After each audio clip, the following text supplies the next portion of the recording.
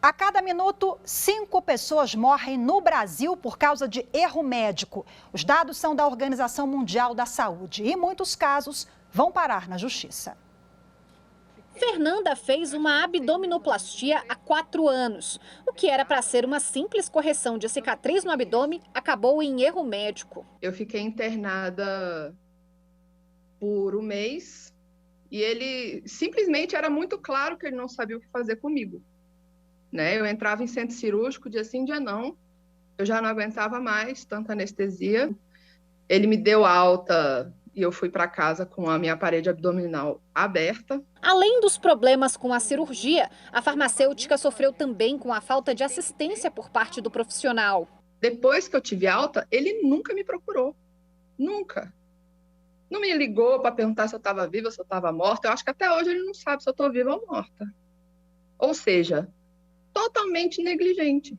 A morte, muitas vezes, é o destino de pacientes que sofrem erro médico. Segundo o Anuário de Segurança Assistencial Hospitalar no Brasil, da OMS, a Organização Mundial da Saúde, 5 pessoas morrem a cada minuto por falhas de profissionais do setor. Um estudo da Fiocruz analisou processos judiciais sobre erro médico. E 73% dos casos tiveram condenação dos profissionais em primeiro grau. As especialidades mais expostas a erros foram serviços de urgência, obstetrícia e cirurgia. Mas nem toda intercorrência pode ser caracterizada como erro médico.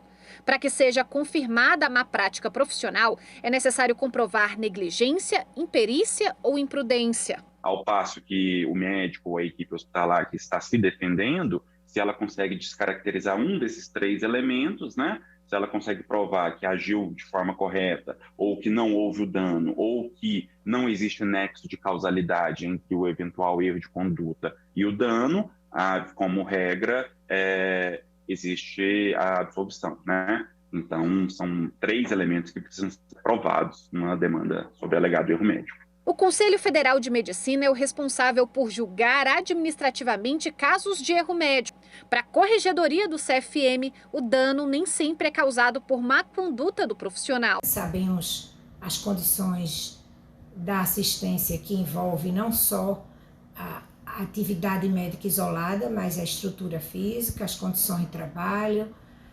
Tudo isso eu acho que se concretiza nessas falhas que muitas vezes acontecem, que não é nem só isolada do médico, embora tenhamos o nosso compromisso com a saúde pública, com a legislação sanitária, mas existem contingências e circunstâncias. De acordo com a última pesquisa Justiça em Números do Conselho Nacional de Justiça, no ano passado foram registrados mais de 36 mil casos na Justiça de erro médico. Bom, para falar sobre a judicialização da saúde, eu converso agora com o defensor público e integrante do Comitê Nacional da Saúde do CNJ, Dr. Ramiro Santana. Olá, seja muito bem-vindo, boa tarde. Olá, boa tarde. Doutor Ramiro, apresentamos na reportagem uma série de erros médicos e mostramos também que há esse fenômeno, entre aspas, chamado judicialização, que certamente aumentou muito na pandemia pela falta de atendimento adequado, pela falta de vagas em leitos nos hospitais. Eu queria que o senhor falasse um pouquinho sobre essa demanda no que se refere a, enfim, quais as demandas da Defensoria Pública, quais são as mais comuns? Bom, obrigado pela oportunidade de estar trazendo aqui um pouco do trabalho da Defensoria. Nós recebemos muito demandas por medicamentos, cirurgias, consultas, até consultas médicas mesmo, acreditem, exames, internações psiquiátricas, internações hospitalares, todo o universo de serviços que o SUS oferece, ou que os planos oferecem, ele é judicializado. Nós também recebemos, principalmente no período da pandemia, um incremento grande por pedidos relacionados a internações hospitalares e também relacionados à saúde mental, uma vez que o isolamento social causou repercussões na saúde mental da população. E no caso dos planos de saúde, demandas relacionadas à cobertura, Um plano que foi recém-contratado, a pessoa ainda está em carência, mas ela está com uma situação urgente decorrente da Covid. determinados tratamentos devem ou não devem ser incluídos na carência, devem ser prestados ou não. É um dos problemas que nós tivemos que levar ao judiciário. Quer dizer, foi 1 ano e meio aí atípico para todos nós, para a Defensoria Pública também, né? Porque a conta não fecha em relação ao número de defensores e a demanda que só aumenta. Esse é um gargalo para vocês também, né? A quantidade de defensores para fazer frente a tudo isso que vem chegando cada vez mais na justiça, essas demandas da saúde, Sim. né? Sim, a maior parte dos estados brasileiros, os defensores estaduais, não tem um número adequado de defensores e também de servidores, né? Para dar assistência a esses defensores e defensoras na sua atuação, e também em nível federal, a Defensoria Pública da União também não tem uma quantidade de defensores adequada. Doutor Ramiro, o senhor observa que, às vezes, o jurisdicionado não sabe identificar o que é um erro médico, o que é uma negligência provocada pela falta de vagas, por exemplo, né? Porque vamos pensar que a Defensoria Pública ela atende predominantemente as pessoas que têm vulnerabilidade social, econômica, né? Então, muitas vezes, as pessoas confundem ali o que é, de fato, o erro médico. A reportagem também apresentou esses exemplos, né? Perfeito. É necessário primeiro diferenciar, e não é simples para a pessoa identificar isso, o que é um problema do serviço, o que é um problema da cobertura do plano de saúde, por exemplo, e o que é um problema do profissional. O erro médico pressupõe um erro do profissional de saúde, da profissional de saúde que está atendendo aquela pessoa, que agiu com imperícia, não tinha técnica adequada, agiu de forma negligente, não foi atencioso, foi imprudente na forma como abordou o paciente, né? Esse é o erro médico. Então, há uma culpa subjetiva do profissional. Agora, a maior parte dos problemas que nós identificamos, principalmente na pandemia, quando os serviços de saúde foram muito pressionados, é um problema de desassistência por parte do Sistema Único de Saúde. As pessoas não conseguiam internações hospitalares, as pessoas não conseguiam acesso a medicamentos, as pessoas não conseguiam acesso a UTIs, né?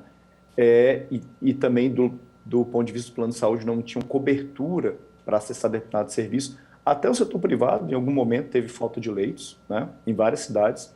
Então, a desassistência em si não é culpa do profissional. Tem lá 10 leitos, 15 pessoas para serem ali internadas, não é culpa do médico ou da médica que escolhe qual dos 10 que vão ser internados naquele momento, conforme protocolos clínicos previamente estabelecidos. No início da pandemia, nós vimos, doutor Ramiro, um verdadeiro colapso no Sistema Único de Saúde, enfim, sobretudo no sistema público, afetou também a rede privada. Como é que a Defensoria faz para quando a conta não fecha, quando o número de vagas realmente não existe, não tem vagas? Porque às vezes a gente vê que, infelizmente, as pessoas morrem, mesmo com uma liminar, conseguem um atendimento e realmente não tem. Deve ter sido difícil vocês equilibrarem essa questão, né? Agora eu acho que já desafogou um pouco, que bom, mas lá no início, no ano passado, assim, foi bem complicado, né? Sim, nós tivemos as duas ondas, né? Uma, principalmente aqui no DF, né? Entre julho e agosto do ano passado, e a outra, a segunda onda que foi mais difícil, entre março e maio.